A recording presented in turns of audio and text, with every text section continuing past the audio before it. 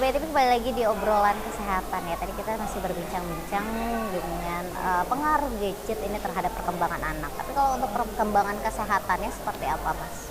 Ya, memang dampak dari gadget ini sangat besar ya kalau kita ngomong perkembangan kesehatan.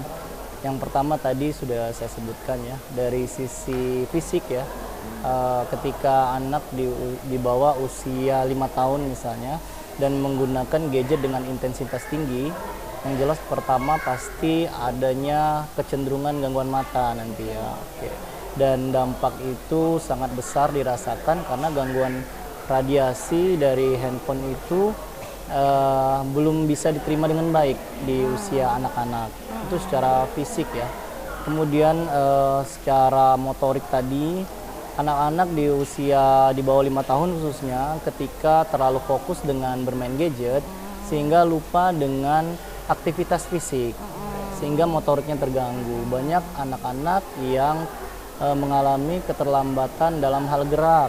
Iya. Ya, misalnya anak tersebut ketika usia 2 tahun, 3 tahun sudah bisa berjalan, meloncat misalnya.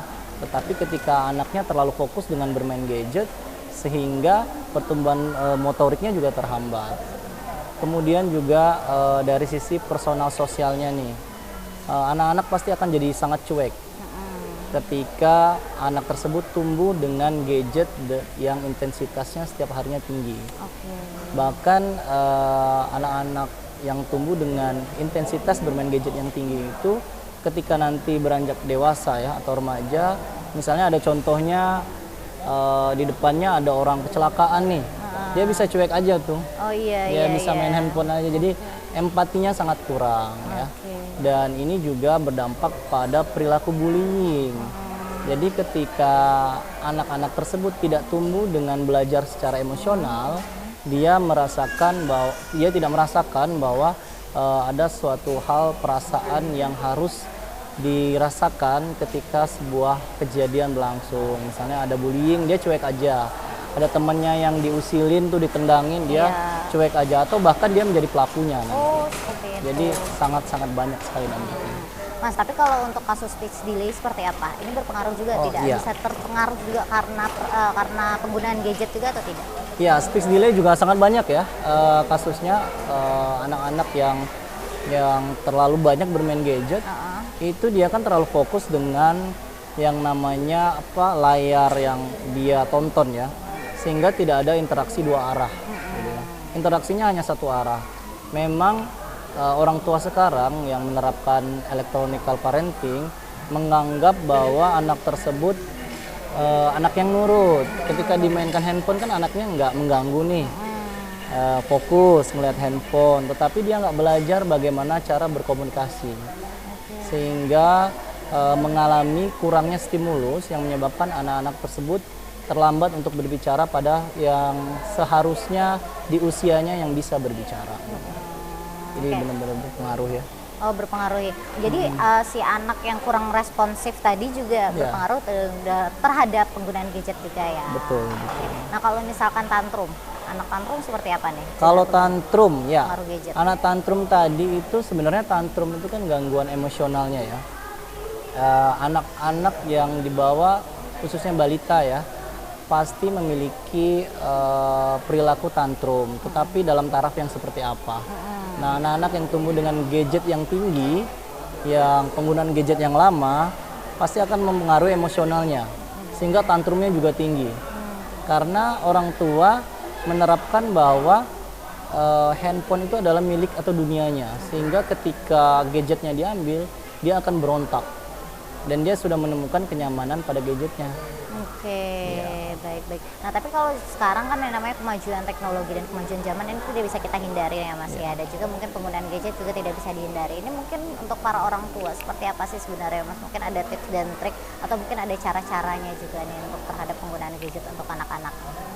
Ya, untuk orang tua ya. Memang di zaman sekarang ya, orang tua banyak menerapkan electronical parenting itu secara tanpa sadar gitu ya. Ketika anaknya mengalami tantrum, diberikan handphone ya, supaya harapannya anak tersebut nurut. Padahal itu akan menjadi bom waktu ya. memang tips yang pertama adalah orang tua harus memberikan pemahaman bahwa gadget atau handphone itu merupakan properti milik orang tua. Ya. Jadi ketika anak memiliki pemahaman tersebut, anak tidak memiliki kendali penuh akan handphonenya. Jadi handphone itu harus dikembalikan nih ke orang tua ketika dia memegang handphonenya atau gadget. Kemudian yang kedua, orang tua harus tega. Tega dalam artian ya, orang tua harus membataskan penggunaan handphone tersebut. Karena kalau tidak akan berdampak pada sisi emosionalnya tadi. Yang selanjutnya adalah memang orang tua harus meluangkan waktu. Karena di usia emas anak-anak tersebut butuh stimulus dari orang tua. Butuh melihat bagaimana cara disiplin, bagaimana merespon ketika orang tua marah, bagaimana merespon ketika orang tua tersenyum. Kemudian anak juga akan belajar merasakan perasaan, jadi belajar empati. Jadi memang orang tua sangat-sangat berperan aktif dalam tumbuh kembang anaknya tersebut. Oke, oke. Baik. Nah, kalau misalkan nih, sekarang kan kalau tadi seperti disampaikan bahwasanya ini memang harus diajarkan anak bahwasanya gadget ini milik orang tua dan harus dikembalikan. Tapi mungkin sekarang tuh orang tua malah banyak yang memang memberikan, wah tablet nih memang untuk si anak khusus untuk dia nonton. Nah, sebenarnya itu berarti yang benar-benar tidak baik ya, sebenarnya hal yang tidak baik. Iya, dan memang harus ada batasan ya. Kalau menurut teorinya anak 0 sampai usia 2 tahun itu benar-benar harus dihilangkan dari yang namanya gadget. Oke. Karena 0 sampai 2 tahun itu dia baru belajar sensori motorisnya. Kemudian anak 2 sampai 5 tahun itu maksimal 1 jam untuk melihat gadget. Dan itu sangat-sangat terbatas ya. Gadgetnya hanya berupa tontonan edukasi saja. Oke. Edukasi yang sangat-sangat simpel untuk anak usia 2 sampai 5 tahun. Kemudian anak usia 5 sampai 12 tahun itu maksimal 1 sampai 2 jam juga penggunaan gadget. Dan hal yang harus dilihat dari tontonan gadget tersebut adalah hal-hal yang berbau edukasi.